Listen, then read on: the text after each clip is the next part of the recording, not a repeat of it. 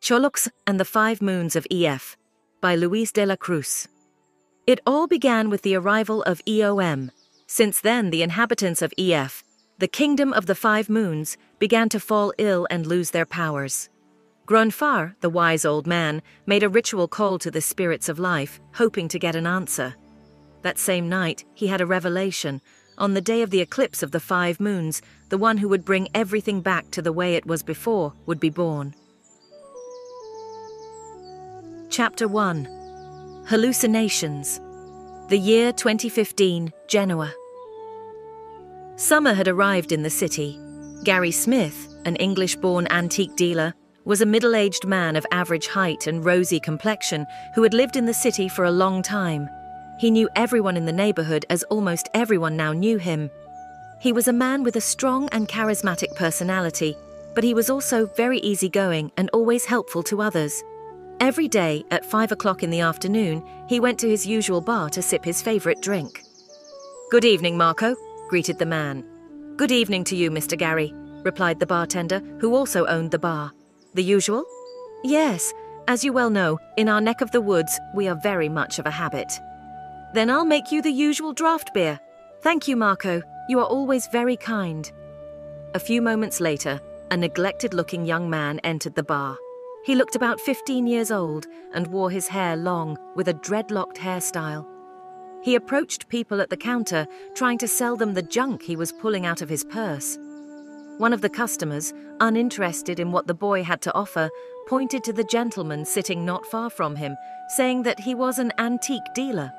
Thus, the boy moved expeditiously toward Mr. Gary Smith.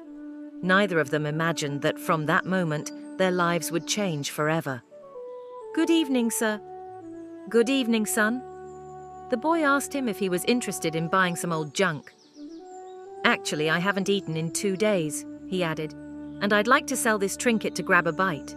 Would you be so kind to take a look and tell me if it has any value?" "Sure, let me see." "No way!" Gary exclaimed a moment after taking the old pendant. It was a blue stone, and it looked just like Princess Isia's jewel. "No way what, sir?" asked the boy. "Listen a little. Where did you get this object?" asked the antique dealer in turn. The boy answered with a lie. "Actually, this is an old family heirloom that was bequeathed to me." "Don't bullshit me, boy," said Gary. "I'm passionate that it wasn't left to you by anyone at all. Could you tell me the truth about where you found it?" The boy, who also did petty theft to survive, answered with another lie. "No, sir. The truth is that I found it on the street, and I was convinced that it might have some kind of value. I thought you might be interested in it. As I told you, I would like to sell it for something to eat. I would be willing to give it up for only €50. Gary, knowing well what he had in his hands, responded with, "Okay, you've convinced me. What's your name, kid? You look very young." "Leo," he replied, "and yes, I am 15 years old." Gary, satisfied, pulled out his wallet and handed him the money.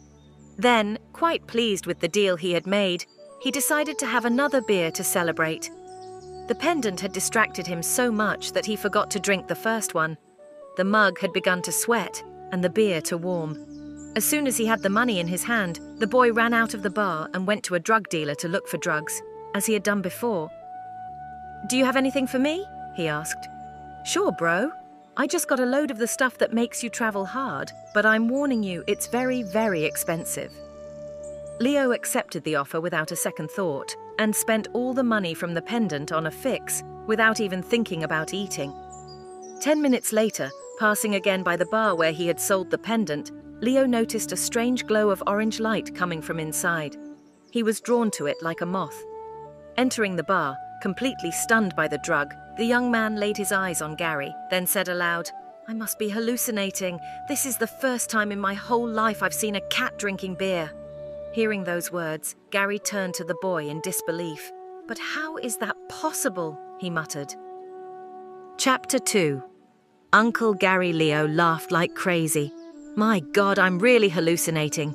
This cat, in addition to drinking beer, can also talk," he said, then gestured with his hands and started calling him. "Kitty, kitty! Come, kitty, kitty! Come! I'm not going to hurt you." The bartender, annoyed, raised his voice. Get out of here right now, or I'll call the police. Where do you get the idea to come in here and insult customers? Gary, understanding the young man's condition, tried to downplay. Forget it, Marco. Can't you see he looks a little confused? In that instant, the boy fainted on the ground. Gary promptly got up from the table to go to his aid. In doing so, he left the pendant on the table. Marco, call an ambulance right away. The bartender pulled out his cell phone and called for help. Arriving on the scene, seeing the condition the young man was in, the paramedics decided to take him to the hospital. Gary asked them if he could ride in the ambulance as well, to which one of the nurses replied, "Are you a relative of his?" "Yes, certainly. I'm his uncle," replied the man without a second thought. So, they brought him up and asked for the young man's identity. Gary answered that his name was Leonardo Smith. He added that he could not remember his exact date of birth, but that he was 15 years old. When they arrived at the emergency room, the nurse on duty gave the man some papers to fill out. "What are they for?" asked Gary. "Since you're the uncle, you have to fill out these forms. Can you contact your nephew's parents in the meantime?" "They are not in town at the moment," replied the man. "Then will you be in charge of the boy?" Gary nodded and began to fill out the paperwork, entering his personal information on the forms. A little later, the man was approached by a nurse. "Leonardo is stable," he said. "You can go home. If you leave us a phone number, we will let you know when he wakes up." "I'll leave you the number of the store because I don't have a cell phone, and I don't have a phone at home," the man replied. "Thank you, anyways. See you tomorrow morning. Goodbye." On the way home, Gary fumbled in his pocket and realized he no longer had the pendant. "Man, where did I put it? I can't find it anywhere."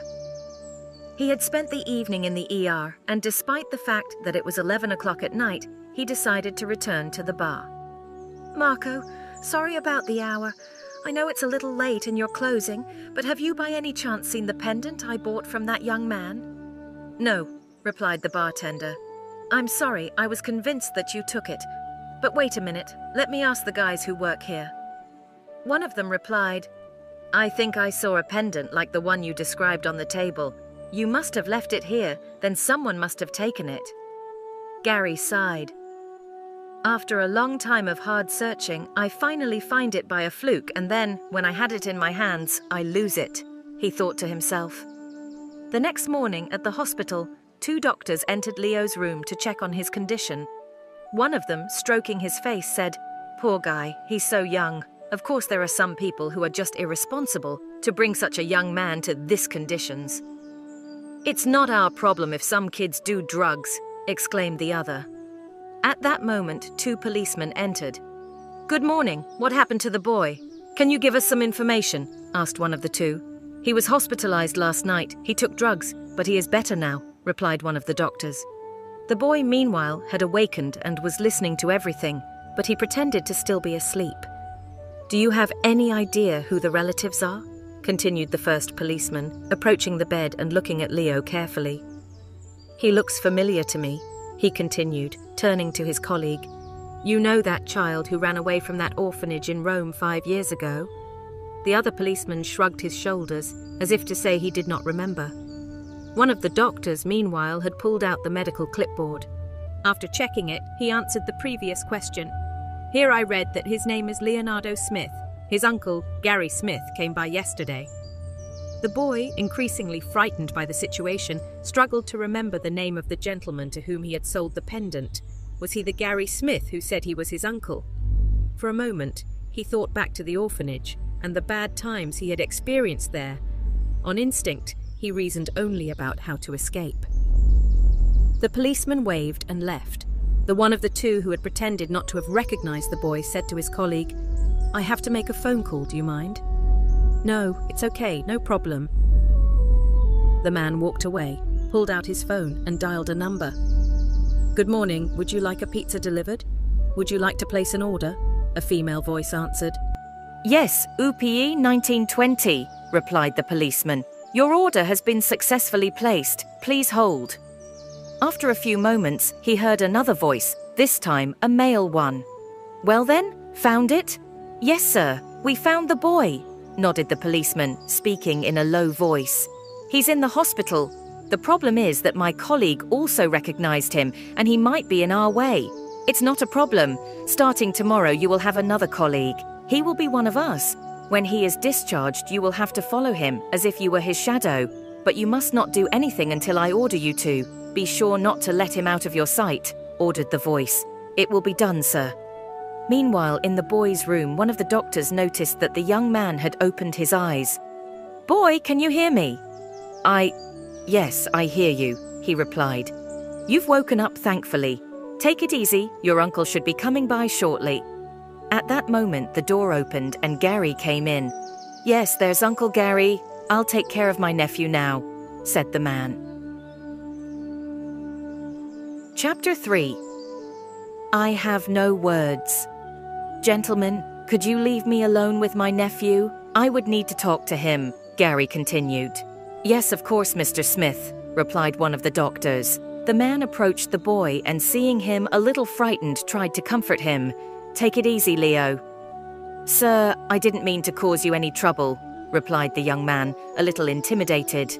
Okay, Leo, tell me, where are your relatives? What's your last name? Asked Gary. Sir, I don't have any relatives. I grew up in an orphanage where we only had a first name and no last name. I'm sorry if I embarrassed you. Don't worry. I don't think it can get any worse than this. What do you mean, sir? I don't understand you. Now the social services people will come for me again?